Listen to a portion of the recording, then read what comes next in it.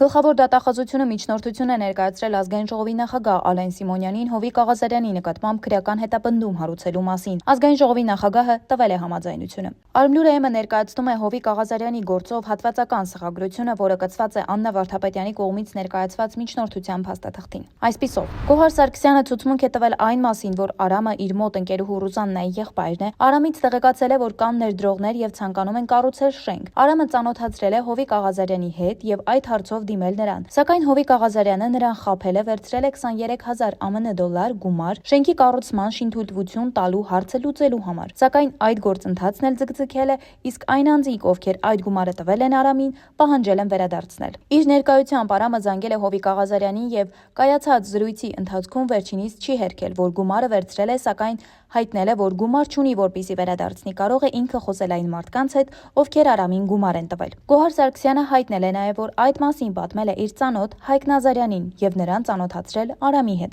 Դրանից հետո Հայկ Նազարյանի նախաձեռնությամբ ինքն ու Արամը հանդիպել են Հովիկ Աղազարյանին։ Հանդիպման ընթացքում եղել են նաև այլ անծանոթ անձինք։ Հանդիպման ընթացքում Հովիկ Աղազարյանը վիճաբանել է, որպեսզի թույլ չտա իրենց մոտ արկա ձայնագրությունները ներկայացնել։ Դրանից հետո ինքը վիճել է Արամի եւ նրա քրոջ հետ եւ այդ օրվանից Արամից ոչ մի տեղեկություն չունի։ Հավելել է, որ ըստ Արամի Հովիկ Աղազարյանը հանդիպել է Արամին գումար տված անձանցից մեկին եւ գրել ստացական այն մասին, որ վերցրել է 8,000 ԱՄՆ դոլար, որը պարտավորվում է վերադարձնել։ Նշել է նաև, որ Արամն իրեն ուղարկել է Հովիկ Աղազարյանի հետ ունեցած հեռախոսային խոսակցությունների ձայնագրությունները, որոնք ինքն ուղարկել է Հայկ Նազարյանին։ Հայտնաբերված ձայնագրություններից եզրակացնում ենք, որ Աղազարյանը խոստովանում է, որ գումար է վերցրել եւ հետ տալ չի պատրաստվում։ Նա համոզել է Արամ Մկրտչյանին քաղաքաշինության կոմիտեի նամակը հետ վերցնել եւ պատճառաբանել է, որ ֆինանսական բաների պատճառով հրաժարվում են պրոյեկտից։ Հարկ է նշել, որ Արամ Մկրտչյանը 2024 թվականի փետրվարի 15-ից լքել է երկիրը։